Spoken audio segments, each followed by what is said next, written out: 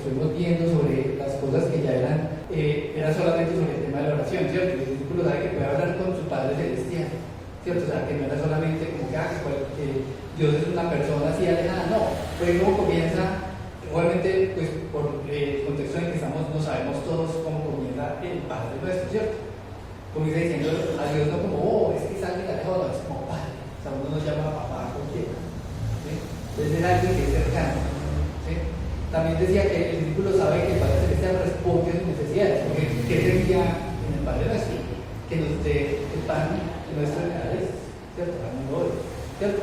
Y además de eso, también de que perdonen nuestros pecados, así como nosotros también perdonamos a los que nos deben, ¿sí? Y además de eso, veíamos un poco más adelante, ¿cierto? Que él decía, ¿quién si a su hijo le pide pan le da una piedra? O si le pide, bueno, le da un escorpión. Exacto. Entonces vemos de que el otro tema que hablamos era que Dios nos va a dar siempre lo mejor, ¿sí? Y ahí, como para poner en contexto, recordemos que en qué parte estamos ubicados en el mundo, ¿cierto? Esto es el área de Israel. Y recordábamos de que hay un lugar que es muy importante, incluso hoy en día, que es el mar de Galilea. Resulta que yo no sabía, esta semana me enteré de que el agua que consumen allá, toda, viene del mar de Galilea, ¿cierto? Toda, en hoy en día. Tanto así que empezaron a sacar tanta agua que lo que hacen es que desalinizan agua del océano Mediterráneo y lo mandan al mar de Galilea para poder después pasarla por todo el resto del país. Así es como hacen hoy en día. Y de hecho el agua que sale después ya de desechos, ¿cierto? Cuando se va a hacer alimentador, entonces agua después la reutilizan en los cultivos. Entonces hacen todo un ciclo completo. Y recordemos de que esa parte norte es la que llaman Galilea y que Jesús ya en estos pasajes él ya va camino yendo despacio hacia Jerusalén, ¿cierto? Ya empezó a preparar a los discípulos a decirles de que ya su tiempo estaba llegando, de que era importante que el Hijo del Hombre muriera y resucitara al tercer día. Él ya les había dicho eso, ¿sí? Y veamos, pues aquí quiero pasar un poco rápido, pero sin dejar de recordar lo que hablamos de Padre Nuestro, ¿cierto? Y obviamente vemos que eso era una oración modelo, que meditar y orar son cosas que son muy parecidas, pero que no es lo mismo, ¿cierto? Una meditación, ¿qué es? No es dejar la cabeza en blanco, es cuando uno está recordando versículos, recordando pasajes, ¿cierto? No yendo como pensando bobadas, sino pensando cosas de la palabra. Pero orar no es pensar, orar es hablar con Dios directamente, ¿cierto? Desde ese es el punto de vista. Es una conversación consciente, ¿sí? No es como que, entonces yo repito el Padre Nuestro y entonces ya estoy listo. Pues es que el Padre Nuestro es un modelo, no es para repetirlo simplemente porque me lo aprendí de niño y lo continúo repitiendo, o lo escuché entonces lo continúo repitiendo, no. Es un modelo que nos ayuda a darnos cuenta que esa es una manera y son las cosas que uno debería hablar con Dios en una oración, ¿cierto? Sí, y hay algo, y es que en el tiempo en que el discípulo, o sea, la persona que cree en Cristo y se considera discípulo, porque tiene un maestro que es Cristo a través de la palabra, el momento de la oración es un momento único, es un momento sublime, porque es el momento en que usted se está dirigiendo al Padre Celestial, que de hecho ya lo sabe todo, porque su licencia es así, pero Él exige y requiere esa reverencia, ese respeto. Y por eso la persona tiene que saber cómo se dirige en el momento de oración. Debe hacerlo con alabanza, con respeto, mucho cuidado la forma, la vocabulario usado, porque no estoy hablando con cualquiera, es Dios. Me dirijo a Dios Padre bajo la dirección y la guía de su Espíritu. Y siempre la oración debe determinar en el nombre del Señor Jesucristo, porque así fue enseñado. Por eso los discípulos le dijeron: Señor, enséñanos a orar, así como Juan le enseñó a los discípulos. Tiene que ser algo enseñado. Hoy requiere que haya esa enseñanza, porque los que hemos nacido en una religión tradicional nos enseñaron fue a repetir, y entonces uno dice: ya salí, al instantáneo, café instantáneo, y no es así. Sí, yo añadiría ahí que meditar, que orar es meditar O sea, las cosas, porque hay otro pasaje, sino otro título que dice en el Padre Nuestro, dice, vosotros oraréis así. No fue que alguien se propuso que iban a orar así, sino el Señor Cristo dijo, vosotros oraréis así. Y nos invita a llevar todo delante del Padre. O sea, por eso dice, Padre Nuestro que estás en los cielos, y entonces es como atraer al Padre Celestial hacia nosotros por medio de esa meditación y de esa común unión con el Padre. Es como una común unión de Padre a Hijo. Eso, y de pronto agregar que, claro, hay que tener un respeto a la hora de irnos a Dios, pero no es como, ay, si yo voy a hablar con el presidente, pues es que esa persona no tiene nada que ver conmigo, ¿cierto? Y obviamente hay que tener un respeto, pero aquí es Padre Nuestro, o sea, con el respeto que merece un Padre, pero también con la confianza y la cercanía de que es nuestro Padre. ¿Sí? Luego veíamos de que listo, chévere, ya sabemos cuál es el modelo ahora, pero hay otros temas importantes ahí. Decía que el discípulo sabe que su Padre Celestial responde a sus necesidades, porque entonces aquí viene la pregunta que a veces uno se hace, ay, no, yo en ese momento no voy a orar porque es que no estoy listo. A veces piensa uno eso, ¿cierto? Entonces la pregunta es, ¿cuándo esto no listo? No, es que tengo que hacer unos cambios antes de poder, no, es que no funciona así. Resulta que veamos el ejemplo del amigo que llega inoportunamente a donde el otro, ¿cierto? Y vemos que así como rápidamente como la cuestión es que la oración tiene que ser oportuna e inoportuna. Sí. ¿Cierto? O sea, uno dice como que no, es que venga que yo qué estoy haciendo, ese es el momento donde uno tiene que orar. Cuando uno como que está bien y dice, uy, ¿yo qué estoy haciendo? Ese es el momento para orar y pedir perdón y buscar más de Dios. Porque es que si uno se queda esperando como que hay un momento oportuno, pues eso a veces no llega y no llega y no llega. Y a veces cuando llega, como que uno se lo olvida. No hay momentos oportunos ni inoportunos. Pero hay algo que hay que tomar siempre en consideración, y es que la persona cuando va a entrar en ese tiempo de oración tiene que reconocer el pecado, sí, arrepentirse y confesar a Dios. ¿Por qué razón? Porque si la persona está en pecado no puede pretender que su oración va a llegar al Padre, porque hay una separación. O sea, la oración llega hasta el techo. No, tiene que pedir perdón, porque delante de Dios no hay presencia de pecado. Entonces la persona, el discípulo, entiende eso.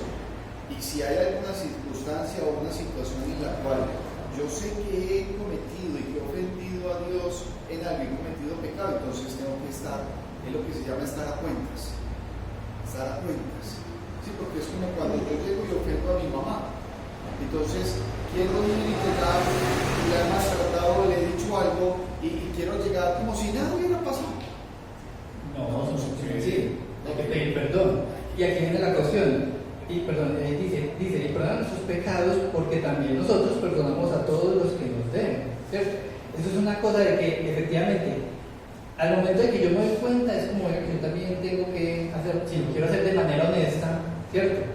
Pues entonces vea que esos cambios tienen que llegar, pero no me puedo quedar esperando a que vengan los cambios, sino que todo tiene que venir junto, ¿sí? No hay inoportunidad al momento de que uno dice que va a ir a hablar con Dios, siempre es el momento oportuno, ¿cierto? Además de eso dice como en un pedacito dice pedir y se os dará, buscar y hallaréis, llamar y se os abrirá, ¿cierto? O sea, a veces uno dice no, Dios no me va a escuchar, no, es que si usted lo hace de manera sincera y correcta, Dios sí lo va a ver. Y también por último veíamos de que uno puede pensar de que es que Dios me va a venir con cosas malas. Todas las cosas, a los que aman a Dios, todas las cosas les ayudan a bien. ¿Sí? Todos son llamados. Amén. Y eso es una cosa que es muy cierta. O sea, cada vez que vemos que nos pasan cosas y que uno dice, uy, venga, esto viene de Dios. A veces es el resultado de nuestro propio pecado, ¿cierto? Y es como nos toca asumir la consecuencia de nuestras malas acciones, ¿sí? Pero lo cierto es de que todo lo que viene de Dios es siempre bueno, ¿sí? Y pues cualquier cosa que le pedimos a Dios, obviamente aquí viene la cuestión, a veces uno llega y pide, cuando uno pide a Dios de manera correcta, eso lo vemos en el libro de Santiago, es porque es el mismo espíritu el que nos lleva a pedir las cosas correctas, porque si fuera por nuestra propia mentalidad y por nuestro propio ser, posiblemente pedíamos cosas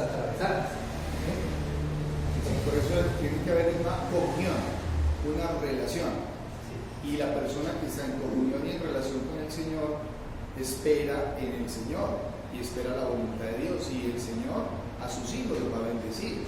Siempre, siempre, siempre hay bendición. Sí, porque a veces hay cosas que le pasan a uno que no es lo que uno quiere, pero es que el Señor sabe lo que nosotros necesitamos. Porque alguien me compartía y decía, no, pues viste, es que es sentido común, el que bebe se emborracha. Pues claro, si usted está viviendo el pecado, espere que las cosas que le van a pasar van contrarias a lo que posiblemente dice la palabra, pues porque usted se tiene que volver responsable de sus actos. Sí, no puedo pretender decir que vivo contrario a la voluntad de Dios y voy a tener bendiciones. No. Y entonces aquí viene como la parte importante de ese pedacito, que es el pasaje del capítulo 11, versículo 13, que está ahí en la pantalla. Dice: pues si vosotros, siendo malos, sabéis dar buenas dádivas a vuestros hijos, cuanto más vuestro Padre Celestial dará el Espíritu Santo a los que se le pidan. Entonces, claro, aquí nos muestra cuál es el sentido del pasaje. Es que usted no es como que pida para sus deleites. Es que yo quiero un carro. Es que yo quiero, no sé, un montón de plata. Pues no, eso no es el tipo de oración que Dios está buscando. Hay que buscar realmente lo que sí es más importante, que es justamente eso. Si usted pide el Espíritu, si usted pide, Dios mío, ayúdame a ser más correcto, a seguir tu palabra o deber, pues si usted pide eso, obviamente Dios se lo va a conceder. ¿Sí? Y más o menos hasta ahí fue hasta donde alcanzamos la clase pasada. Pero ¿qué pasa? Más de ahí pues tenemos mucho tema, mucho tema. Entonces, ya hemos empezado a leerlos ahorita antes de iniciar la clase, pero entonces, esos son modelos. Quiero que antes de que ya empecemos en forma, pues como la clase que viene hoy, que en un momento nuestro rostro y vamos a orar. Señor Altísimo, te doy muchas gracias, Señor, por esta mañana. Te pido, Señor, que sea bendiciendo esta palabra que vamos a estar estudiando el día de hoy. Te pido que sea bendición para nuestras vidas. Permite que de hoy y aquí, Señor, podamos salir con una enseñanza nueva, Señor, que nos ayude a crecer un poquito más espiritualmente, Señor, para que también podamos, Señor, ser luz a los que están alrededor nuestro. Te ruego, Señor, que estés bendiciendo a los hermanos que logramos llegar, Señor, a tiempo. Y te pido, Señor, por los hermanos que pronto por diversas circunstancias, ya sean de salud, Señor, o por alguna otra ocupación, no pueden acompañarnos el día de hoy. Sea ayudando, Señor, para que la música que se producen. Y los que de pronto, Señor, están desanimados, Señor, y no están viniendo, Señor, sé, Señor, preguntándote a ellos, anímalos. Permite, Señor, que donde sea que estén, Señor, recuerden, Señor, el buscarte, Señor. También te pido, hermanos, que te en el camino para que los traigas bien. Te ponemos, Señor, en tus manos entonces este estudio. Sé que sea bendición, Señor. Eso te lo pedimos en el nombre de Jesucristo. Amén. Bueno, entonces, así en general, este pasaje continúa con muchos pequeños temas. Pero si uno fuera a ponerle como cuál es la temática en general, la que encuentre en la siguiente, dice la autoridad de Jesús. Porque entonces es como, listo, los discípulos ya habían dicho y habían reconocido que Jesús era el Cristo, era el Mesías. Pero el resto del pueblo, posiblemente algunos creían, posiblemente otros no, y vamos viendo que empezaban a poner en duda la autoridad de Jesús, ¿cierto? Los que ya lo reconocían, no había duda para ellos, pero el resto del pueblo, ¿qué era lo que estaba buscando el resto del pueblo? Vamos entonces a continuar leyendo. Estamos entonces en el capítulo 11, versículo 14. Dice: estaba Jesús echando fuera un demonio que era mudo, y aconteció que salido el demonio, el mudo habló y la gente se maravilló. Entonces hasta aquí, entre comillas, nada extraño, porque Jesús ya había sacado demonios antes y muchas personas ya habían visto. También había sanado personas que tenían algún tipo de enfermedad, había resucitado personas también. O sea, era un milagro más, podríamos decir. Pero ya, ¿qué pasa? Los corazones de las personas empiezan a mostrar sus verdaderos colores. Continúa en el 15. Dice: pero algunos de ellos decían: por Beelzebú, príncipe de los demonios, echa fuera a los demonios. Otros, para tentarle, le pedían señal del cielo. Entonces aquí empiezan a ver una cosita. Y es como, uy, venga, es que usted está viendo que es la persona que llega y usted está diciendo que lo que está haciendo no viene de Dios, sino que viene de otros demonios. Ahora, ahí como tema de cultura general, ustedes saben que era el tal Beelzebú. Resulta que esa es una palabra muy curiosa que significa el señor de las moscas. Porque a veces uno se lo presenta como si fuera ahí otra cosa ahí horrible, satánica, pero en realidad eso era una deidad que en ese sitio, ¿cierto?, de ellos adoraban eso, liberar. Y también ven. Sí. Es parte del mugre que el pueblo de Israel se trajo por estar contaminado. En otras culturas o con los pueblos de alrededor. Y entonces eso que no pertenecía al pueblo lo añadieron y se volvió casi que una parte cultural y de conocimiento. Claro, y lo decían. Exacto, no es como que lo adoraran así per se, igualmente seguramente habría quienes sí, pero todo el mundo lo conocía, entonces decían, no, es que por ese versículo está haciendo lo que es como, pues, no lees eso y no queda como, cosa más rara. Sí, exacto, es una cosa fea. Y además de eso, hay otro asunto y es como que otros no eran murmurando esas cosas, sino que ellos decían, no, danos señal. O sea, ¿qué señal estarían buscando? Esa es la cuestión, porque si ya él les había dado un montón de señales, ¿qué señal era la que estaban buscando? Continuemos leyendo. Entonces dice, mas él, versículo 17, mas él, conociendo los pensamientos de ellos, les dijo, todo reino dividido contra sí mismo es asolado, y una casa dividida contra sí misma cae. ¿Cierto? Recordemos que en la manera de expresión de los maestros judíos, algo que es muy común es siempre repetir lo mismo 2 o 3 veces, pero de diferente manera. Y eso siempre es bueno porque toda la Biblia, ¿cierto?, siempre maneja esa misma forma de expresión. Y eso tiene una razón de ser. Y es como que, usted no me entendió de esta manera, entonces lo explico de otra para que quede más claro. Y a veces uno lee un pasaje y queda confundido y uno no entiende muy bien qué será lo que se refiere. Pero leyendo el otro, este otro me va a aclarar un poquito sobre qué es lo que me está hablando, ¿cierto? Porque los dos siempre se van a complementar. Por eso es que dicen que un texto fuera de su contexto es un pretexto. Por eso siempre que leamos un pasaje no podemos simplemente leer el pasaje y ya. No, siempre debemos mirar qué venía antes y qué viene después para poder darle el sentido correcto. Es que la Biblia se explica por sí sola. Sí, la Biblia se explica por sí misma. Entonces continuamos leyendo. ¿En qué capítulo, perdón, qué versículo vamos? 18. Vamos para el 18. ¿Cierto? Y dice, y si también Satanás está dividido contra sí mismo, ¿cómo permanecerá su reino? Ya que decís que por Beelzebú he hecho yo fuera los demonios. Pero entonces el 19 da ya como la explicación. Entonces dice, listo, si ustedes dicen esto, entonces ¿cómo compruebo usted que eso es verdad? Pues poniendo algo con lo que sea equivalente. Entonces llega el 19, de hecho está ahí. Dice, pues si yo echo fuera los demonios por Beelzebú, vuestros hijos por quien los echan, por tanto ellos serán vuestros jueces.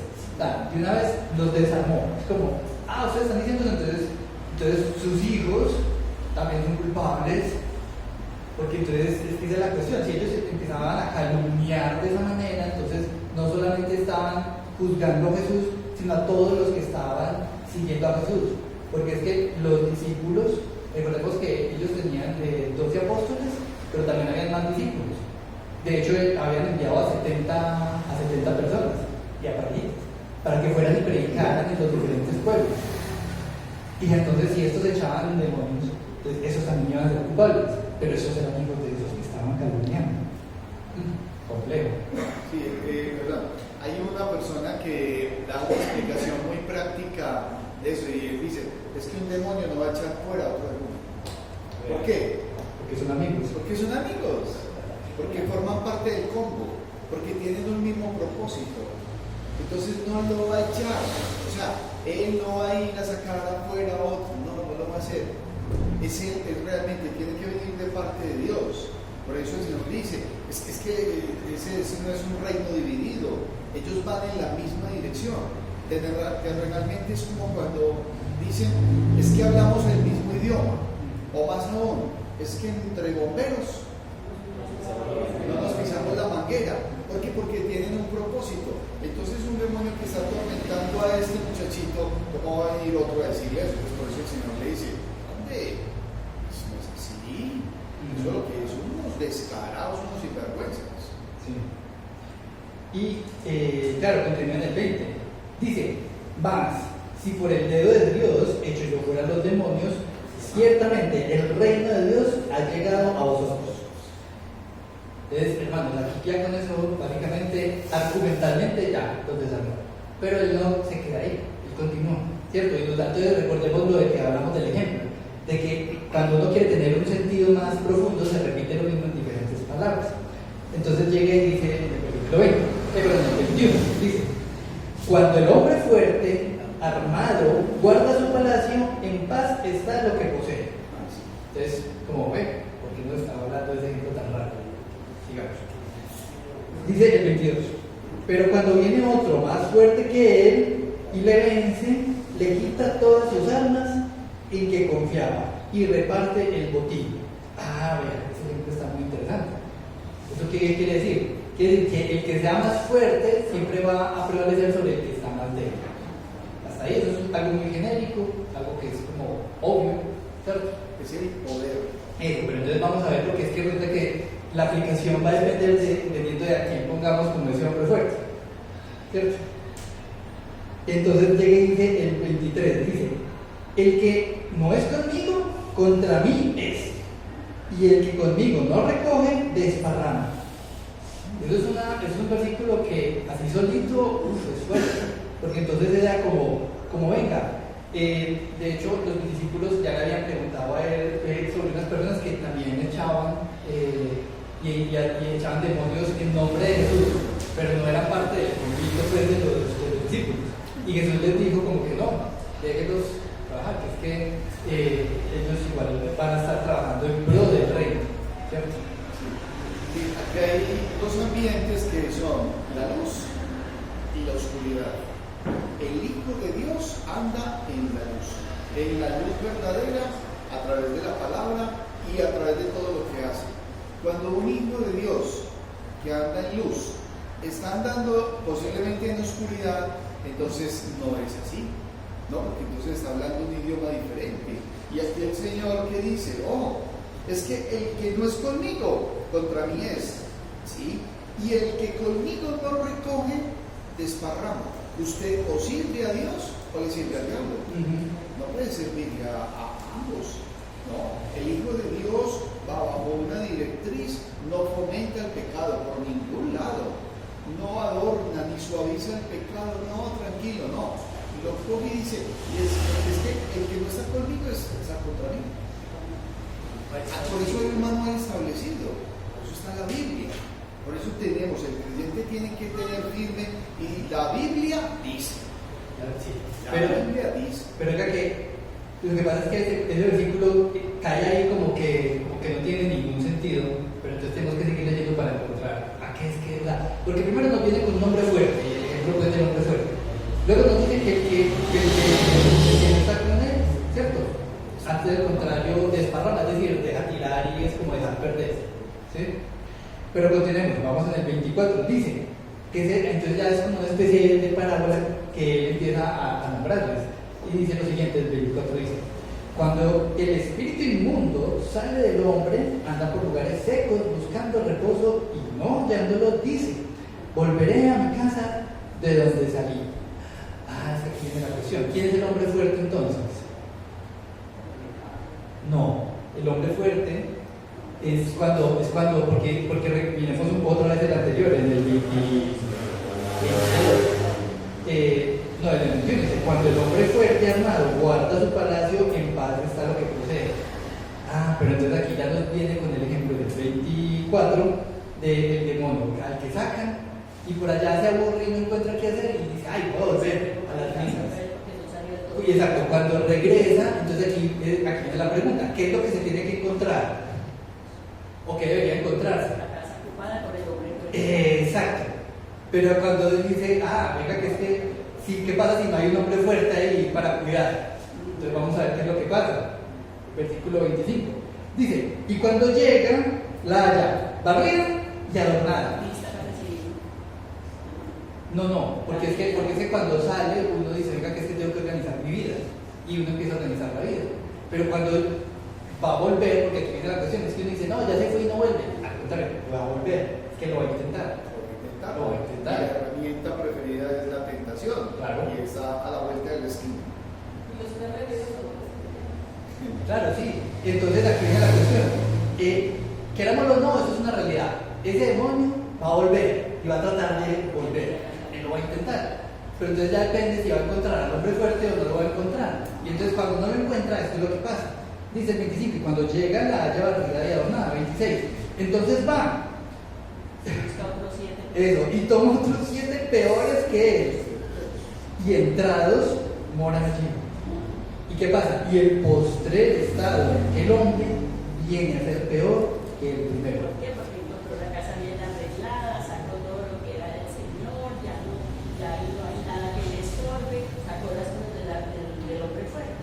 Entonces llegó y dejó todo listo. Entonces, ¿qué pasó? Se vino con otra manada más grande para poder. Claro, es que cuando eso que viene a personificar ese demonio sale de la vida, es que usted no puede pensar de que las cosas salen y entonces queda un espacio vacío. No, ese espacio siempre tiene que llenarse con algo. Siempre. Y entonces usted no lo llena con ¿qué? Con un hombre fuerte que viene siendo ¿qué? El Señor. Eso. Cuando usted no lo llena con eso, entonces ¿con qué va a llenarse otra vez? Con otros 7 peores. Se ocupa el espacio. Eso es lo que dice. Ahí se cae la tentación.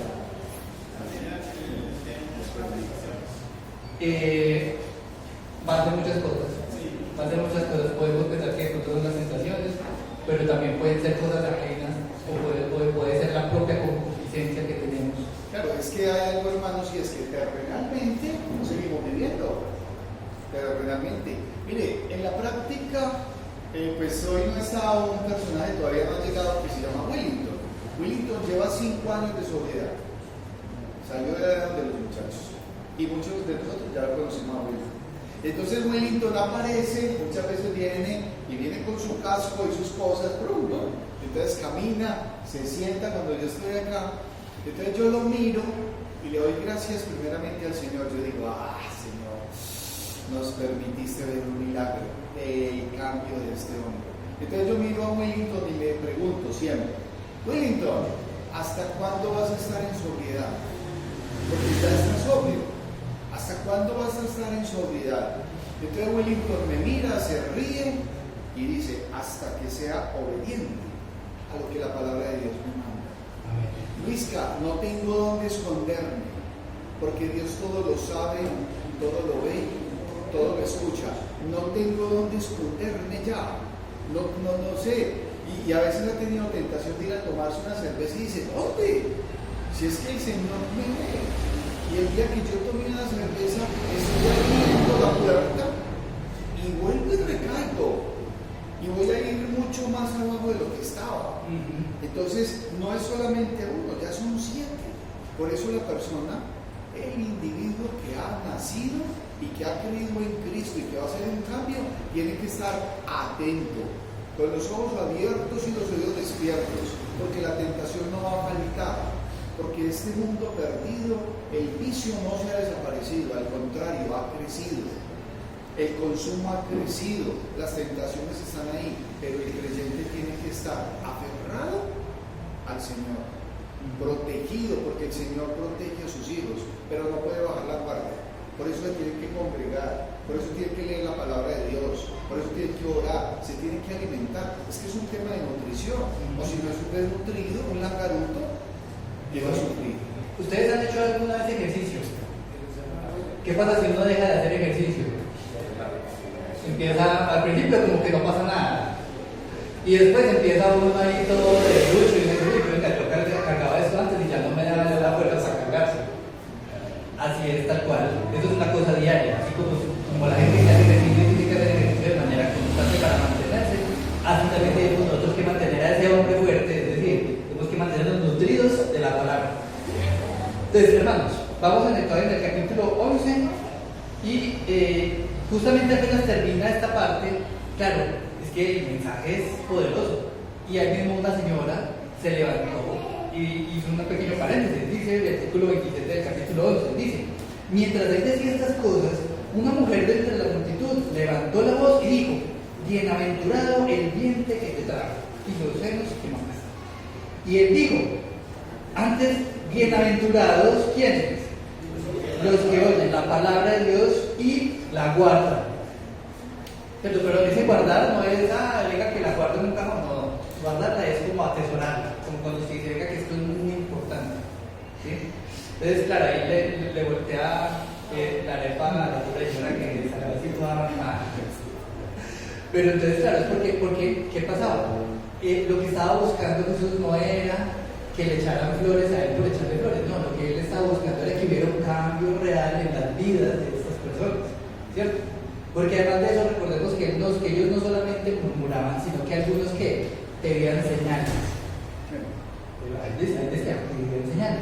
Entonces, luego de eso continúa, versículo 29, dice, y apiñándose las multitudes comenzó a decir, dice, esta generación es mala, demanda señal, pero señal no le será dada, sino la señal de Jonás. ¿Alguno recuerda la historia de Jonás?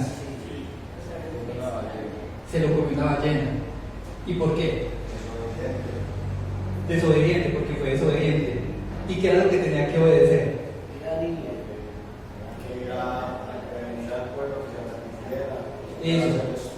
Eso, ahí vamos a resumen pues, porque no nos vamos a ir a leerlo porque se nos va a hacer el tiempo.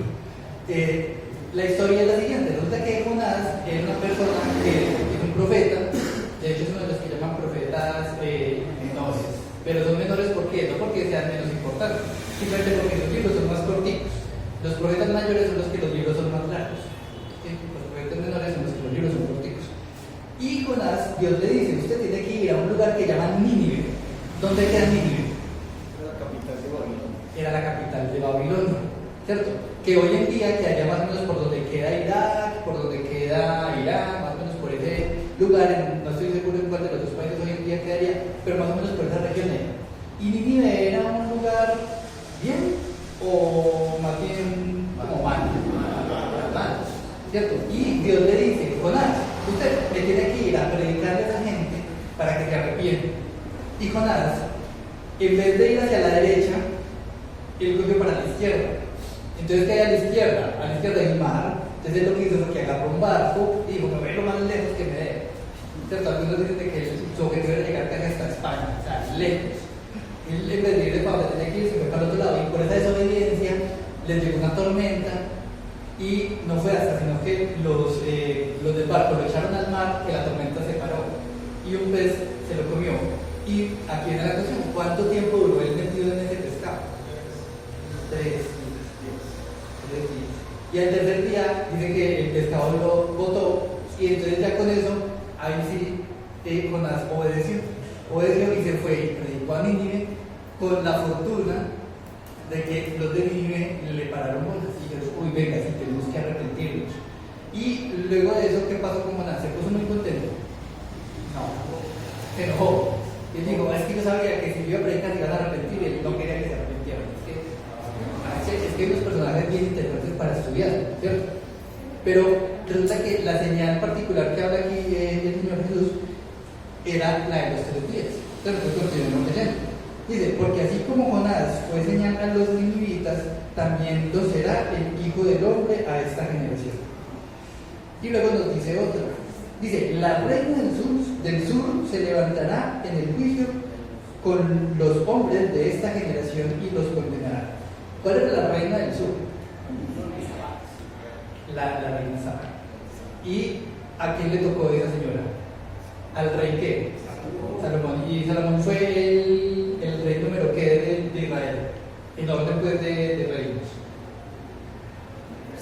Fue el tercero. ¿El primero cuál fue? El rey Saúl. ¿Cierto? Y después siguió el rey David. Y después de David, uno de sus hijos fue Salomón. Y en la época de Salomón fue la época en la que la riqueza del reino de Israel fue más alta. O sea, era el momento en el que tuvieron más riqueza. Y ¿cómo se dice? Como el dicho alrededor del mundo en esa época llegó a oídos de un reino muy lejano. Dicen que quedaba más o menos por Etiopía, que era donde era esta señora, que era el reino de Saba. Entonces esta mujer vino con su séquito, ¿cierto? A escuchar la sabiduría del rey Salomón, ¿cierto? ¿Y llegó por qué? Porque es que la fama de la sabiduría llegó por allá. ¿Sí? Entonces continúa, pues vamos a leer 31, dice, la reina del sur se levantará en el juicio con los hombres de esta generación y los condenará. porque ella vino de los fines de la tierra para oír la sabiduría de Salomón. Y he aquí más que Salomón en este lugar. Entonces, hermanos, claro, es que el esfuerzo que tuvo que hacer alguien para viajar esa cantidad de distancia en esa época, eso no era cualquier viaje, fue un viaje peligroso y difícil, porque le tocaba pasar por selva, le tocaba pasar por desierto, y más desierto, y más desierto. Es que no era de esos lejos. Y continúa el 32, dice: los hombres de Nínive se levantarán en el juicio con esta generación y la condenarán, porque a la predicación de Jonás se arrepintieron, y he aquí más que Jonás en este lugar. Exacto. Entonces Jesús ya una vez les va diciendo: ustedes ya no van a ver más señales, las señales ya están dadas, ¿cierto? Entonces escuchen lo que está diciendo, ¿cierto? Y luego nos da, uno ve que los títulos de la Biblia como que parten los temas, pero en realidad eso viene de corrido, ¿cierto? Entonces continúa con el mismo tema. Dice, versículo 33, y nadie pone en oculto la luz encendida, ni debajo del almud, sino en el candelero, para que los que entran vean la luz. ¿Qué es un almud? Pues el almud. Almud. Es como una mesa. No, el almud. No. Yo pensaba que era una mesa. Pero no, resulta que el almud es como una especie de canequita. Como una canequita. Es una canequita que lo usaban para medir el grano. Entonces, como cuando usted dice: venga, denme una libra de arroz. Entonces, hay una medida que usted no tiene que pesar el arroz, sino que usted sabe que esa medida va hasta ahí. Entonces, le agarra una cosita, se le empaca, ¿sí? En los supermercados. Entonces, el almud es como usted va y mete la vela dentro de una caja. Dentro de una vasija. Sí, dentro de una caja. Si yo llego y meto en una caneca una luz, pues claro, ya va a comprar ahí la caneca, pero el resto del cuarto, ¿qué pasa con el oscuro? ¿Cierto? En cambio, que usted lo tiene que poner en un candelero, en un lugar alto, de forma que alumbre el resto de la pieza. ¿Sí? Y continuamos en el versículo 34, porque entonces aquí viene el tema de las señales. Es como, venga, es que a lo que están llamados ustedes es a escuchar la palabra y arrepentirse. ¿Cierto? Y eso tiene una razón de ser, por eso viene este tema. Vamos a el 34, dice: la lámpara del cuerpo es ¿qué? El ojo. Tan raro eso, ¿no? La lámpara del cuerpo es el ojo. Dice: cuando tu ojo es bueno, también todo tu cuerpo está lleno de luz. Pero cuando tu ojo es maligno, también tu cuerpo está en tinieblas. Mira pues, no suceda que la luz que hay en ti sea tinieblas. Así que, si todo tu cuerpo está lleno de luz, no teniendo parte alguna de tinieblas, será todo luminoso, como cuando una lámpara te alumbra con su resplandor. ¿Sí? Entonces, hermanos, aquí viene, porque esta pequeña parábola de la lámpara pareciera que estuviera como desconectada con lo de las señales, pero a la hora de la verdad no. Es como si parte de las señales es que la señal de Jonás y la señal de la reina del sur, ¿cierto? Es decir, por el lado de Jonás es: a la predicación hay que arrepentirse y hay que buscar, si esté muy lejos, la palabra y la sabiduría de Dios. Entonces, si esta señora que hizo ese esfuerzo y estos deciden que oyeron esa palabra, porque una es ir a buscar y la otra es cuando llega, porque si a usted le llega, pues maravilloso, usted tiene que escuchar, pero si a usted no le llega, usted tiene que ir. ¿Sí? Entonces, aquí podemos ver la forma en la que tenemos que leer la palabra para verla, para poderla ver e interiorizarla en nuestra mente, en nuestro corazón y vivir por ella. O sea, esa es la luz que alumbra nuestro camino. Si nosotros tenemos la palabra del Señor viva, entonces no nos vamos a equivocar ni vamos a hacer lo incorrecto. Entonces es eso, es interiorizar la palabra dentro de nuestro corazón y vivir por ella. Y además viene Sí, hay una porción en la palabra que dice: si oyeres hoy mi voz, no endurezcas vuestro corazón. Cada persona de una u otra manera tiene una sabiduría, porque Dios hace un llamado y lo hace para todos. Y nos puede llegar en un momento determinado, en una edad determinada. Y el Señor, cuando en la palabra dice: no endurezcáis vuestro corazón, es porque la palabra de Dios viene y va a transformar, pero muchas veces la insensatez, la rebeldía, la contrariedad del mismo individuo, de la persona, del ser humano, rechaza esa gracia y el Señor estaba rodeado de personas que hacían eso. Está yendo, está haciendo algo y encuentras personas criticando lo que hizo, más aún insultando al Señor y exigiéndole al Señor cosas, y Él los coge y los organiza. Y cuando yo veo, por ejemplo, el recuento de Jonás, yo digo, increíble, es que yo muchas veces he sido como Jonás. El Señor me dice que es para allá, y yo como para allá. El Señor dice, no Señor, no es para allá, vea, es para acá. Y entonces la persona va en dirección contraria.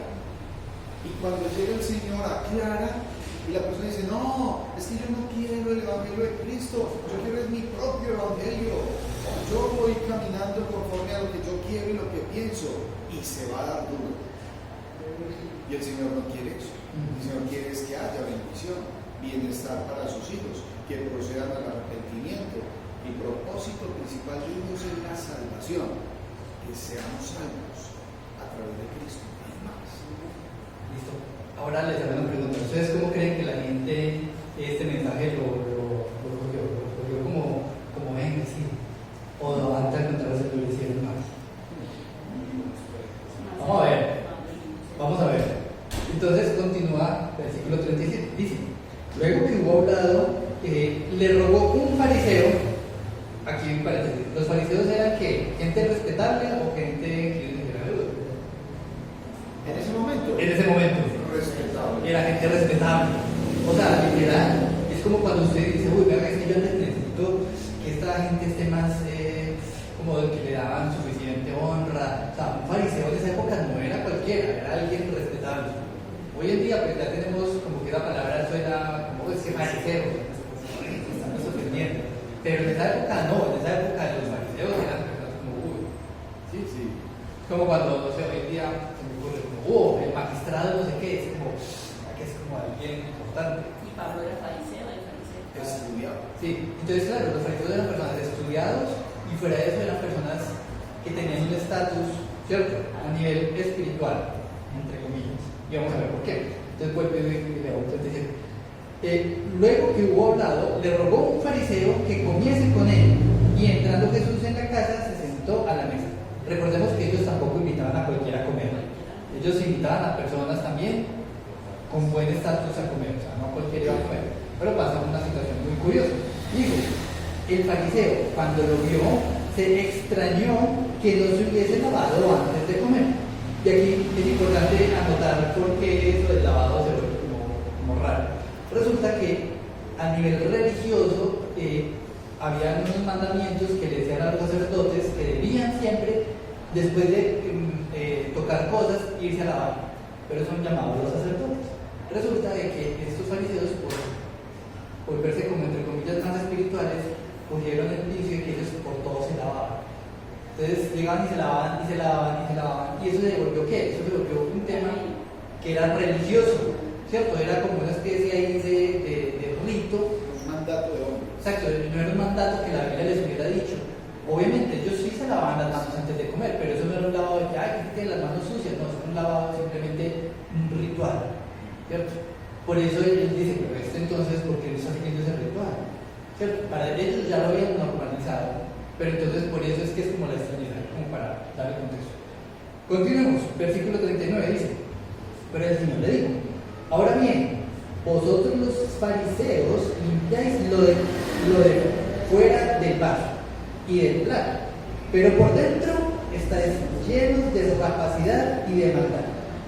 Necios, el que hizo lo de afuera no hizo también lo de dentro, pero dad limosna de lo que tenéis, y entonces todo os será limpio. Mas hay de vosotros fariseos, que diezmáis la menta y la ruda, y toda la hortaliza, y pasáis por alto la justicia y el amor de Dios.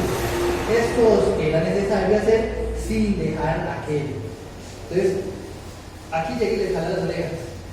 Y a veces, cuando se coge solamente el pasaje, uno dice, o sea que entonces yo tengo que dar diezmo de la limosna y con eso quedo limpio. No, porque es que depende. A cada persona hay cosas en las que les es más difícil que a otros. En este caso cultural de esos fariseos, eso era algo que ellos no hacían, ¿cierto? Hay otros pasajes en los que se menciona de que ellos llegaban y decían, no, yo no doy el diezmo, yo solo doy el diezmo, pero no le ayudo a mis padres, ¿cierto? Porque en esa época pues era mandamiento de que ellos llegaban y debían ayudar a sus padres, pero ellos decían, no, yo todo lo doy al diezmo. Y a los padres no les daban nada. ¿Por qué? Porque se peleaban con ellos, por cosas de ese estilo. Y ese tipo de situaciones eran las que ponían a los fariseos como que por fuera se veían muy espirituales, pero en realidad por dentro seguían ellos con una cantidad de pecados. Continúa el 43, dice: hay de vosotros fariseos, que amáis las primeras sillas de las sinagogas y las salutaciones en las plazas. Hay de vosotros, escribas y fariseos hipócritas, que sois como los sepulcros que no se ven, y los hombres que andan encima no lo saben. Porque recordemos de que usted no se podía acercar como gratuitamente a un muerto, ¿cierto? Usted se acercaba a un muerto por ley, la ley, ¿cómo?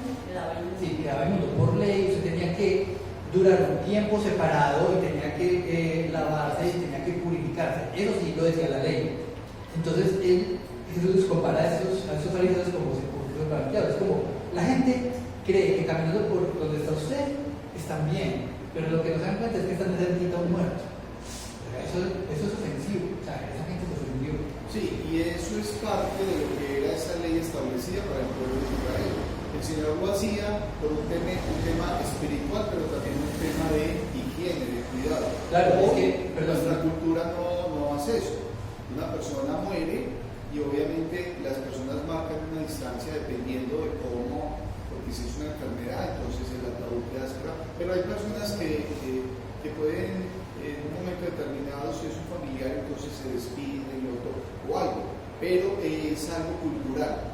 Y el Señor había establecido algo para su pueblo y lo tenían que hacer. Por eso son toda esa cantidad de cosas, ejemplos. Sí, hay otras culturas donde no le prestaban atención. No, y que de todas maneras la sabiduría de Dios Él expuso esas leyes por lo que decíamos, un tema de salud. Hoy en día tenemos jabón y usted se lava las manos y técnicamente pues no. De hecho, recordemos que la pandemia, ¿cuál era la recomendación? Tiene que lavar muy bien y entonces que detrás de las uñas y todas las manos bien lavaditas. En la época del jabón era una cosa pues, que no era igual. Entonces, claro, la recomendación de esa época que Dios se la dejó al pueblo era como que no puede estar cerca por esas razones. Pero aquí nos lo usa de ejemplo para mostrar que es que estos fariseos no estaban haciendo bien. Y no solo eso, sino que también no solamente los fariseos se sintieron atacados, sino también los escribas. Los escribas no eran lo mismo que los fariseos. ¿Cuál era la profesión de un escriba? ¿Qué significa escriba? Escribir. Hoy en día sería que un fotocopiador, un impresor. O sea, era la persona, sí, un digitador.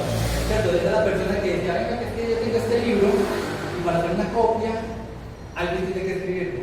¿Cierto? Eso era la. Y entonces, claro, usted al escribir lo que está leyendo, obviamente usted es una persona que entiende. ¿Cierto? Cuando usted dice, venga, que yo necesito aprender bien algo, una manera es escribir lo mismo que está leyendo. No sé si alguna vez han hecho ese ejercicio, como yo me quiero aprender un pasaje, la manera como mnemotécnica de aprendérselo es decir, venga, yo lo voy a escribir. Entonces empieza a escribir usted y en ese ejercicio usted obviamente va a aprender. Es decir, usted se vuelve una persona conocedora. ¿Sí? Sí, y que los escribas no eran cualquiera tampoco. No, eran personas bien instruidas, primero, eran inteligentes y eran bien instruidos, y también, como ellos, su trabajo no era escribir cualquier libro, era escribir la Biblia misma. Entonces, también a nivel de la cultura judía, no cualquiera podía decir como, es que usted va a transcribir este libro. No, a cualquiera les gustaban eso. Sí, habían unas normas establecidas, lo que utilizaban, el soporte. Había algo muy particular cuando llegaban y estaban transcribiendo y llegaban al nombre donde estuviera Jehová o Dios, inmediatamente tenían que cambiar de pluma. Sí. O sea, ahí y cambiaban la pluma por otra nueva. O sea, habían muchas cosas. Sí. Entonces vamos en el 45, dice: respondiendo uno de los intérpretes de la ley, le dijo, maestro, cuando dices esto, también nos afrentas a nosotros. sintieron aludidos. Y él les dijo: hay de vosotros también, intérpretes de la ley, porque cargáis a los hombres con cargas que no pueden llevar, pero vosotros ni aun con el dedo las tocáis. Hay de vosotros que edificáis los sepulcros de los profetas, a quienes mataron vuestros padres. De modo que sois testigos y consentidores de los hechos de vuestros padres, porque la verdad ellos los mataron y vosotros edificáis sus sepulcros. Por eso la sabiduría de Dios también dijo: les enviaré profetas y apóstoles, y de ellos a unos matarán y a otros perseguirán, para que se demande de esta generación la sangre de todos los profetas que se han derramado desde la fundación del mundo, desde la sangre de Abel. ¿Quién era Abel? El hermano de Caín. ¿Hijo de quiénes? De Adán y Eva. El segundo hijo de Adán y Eva. No, porque el primero era Caín. Sí, hasta la sangre de Zacarías, que murió entre el altar y el templo. Os digo que será demandada de esta generación. Ay de vosotros, intérpretes de la ley, porque habéis quitado la llave de la ciencia. Vosotros mismos no entrasteis, y a los que entraban se lo impedisteis. Porque ¿qué pasaba? Es como: vea que si yo quiero estudiar la palabra. Y decían: no. Entonces empezaban a cerrar acceso a la Biblia. Y de hecho, eso no es algo que pasó solo en esa época. También pasó en época de la Sagrada. Eso todavía pasa. Sí, o sea, por ejemplo. La prioridad Sí. un sacerdote me dijo que no podía leer la Biblia porque era un libro prohibido y que solamente los laicos entre ellos podían. O sea, ha habido momentos en la historia en que hay personas que llegan y cierran el acceso a la palabra por diferentes excusas, porque son excusas. Y resulta que no. O sea, Dios mismo le dice a ellos: hay de vosotros, intérpretes de la ley, porque habéis quitado la llave de la ciencia, que no es como la ciencia como natural, no, es como el conocimiento, o sea, esa posibilidad de estudiar de manera juiciosa todo lo que tiene que ver con la palabra. Sí, y que hay que tener claro que hay enemigos de Dios. El que estorba la predicación de la palabra es un enemigo de Dios. El que rechaza la palabra, el que enseña algo diferente, ¿sí? El que pervierte la palabra. O sea, hay una serie de acciones y si no va a hacer algo que vaya conforme a la voluntad de Dios, mejor no lo haga. Y es como el Señor diciéndole: si no va a trabajar, entonces no estorbe, quítese. Porque hay personas que se hacen a la puerta y no dejan que otros que sí están buscando lleguen a los pies del Señor Jesucristo. Y siempre va a haber estorbo, porque hay una obra del maligno y pueden ser diferentes razones que a veces pasan desapercibidas, pero la persona se deja echar el cuento. Entonces hoy amaneció lloviendo y la gente dice: no voy a ir a la iglesia porque es que está lloviendo. ¿Cómo así? Dígale que va para Cartagena a ver si lo detiene esa agua. No. Entonces hay que mirar que el que quiere buscar, por eso dice: y el que llama se le abrirá, y el que busque va a encontrar, pida y se le dará. La persona tiene que estar en una actitud permanente, dándose cuenta que va a haber estorbos. Van a haber estorbos en nuestra vida, sí, pero el Señor guarda a sus hijos. Y cuando el Señor Jesucristo confronta aquí, no está confrontando a cualquiera, se está dirigiendo a fariseos y a escribas, a élite. Entonces le dice: ya, ustedes le quieren poner freno al que quiere venir y le ponen normas que ni siquiera ustedes mismos están cumpliendo.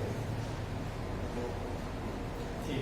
Y claro, la pregunta es: ¿Jesús en este punto está haciendo amigos o enemigos? Pues la verdad es que se está echando encima, pero era necesario que se echara encima a esta gente.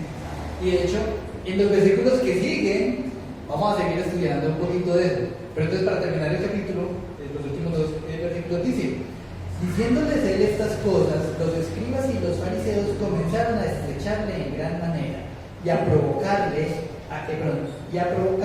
que hablase muchas cosas. acechándole y procurando cazar alguna palabra de su boca para acusarle. O sea, ya ellos estaban hasta aquí, significa que hasta hay que hacer algo porque tenemos que... Y ellos ya empezaron a volverse maquiavélicos, sí, a tratar de ponerle la caída a Jesús, ¿cierto? Y hasta aquí va el capítulo, ¿cierto? Entonces, hermanos, pues digamos que hay varias cosas que no podemos dejar pasar, porque pues, a pesar de que la clase pasada del pastor te pidió como toda la enseñanza de la oración, ¿cierto? Estas otras partes también me parecían muy importantes como para dejarlas sin que las estudiáramos. Entonces, a nivel de aplicación de estudio, entonces, yo había anotado 3. La primera es que, hermanos, o sea, nosotros de qué lado estamos? ¿Estamos del lado de este reino de Jesús o del reino de Dios? La otra es que al orar correctamente entramos en una dimensión más profunda de fe y confianza en Dios. Entonces, hermanos, cualquier oportunidad que tengamos de orar, no caigamos en esos miedos de decir, no, venga, que es que yo no estoy listo. No, es que hay que tomar las acciones pertinentes para poderlo hacer de manera bien, como Dios mismo espera en nosotros. Y la última es que Dios siempre dará lo mejor a sus hijos.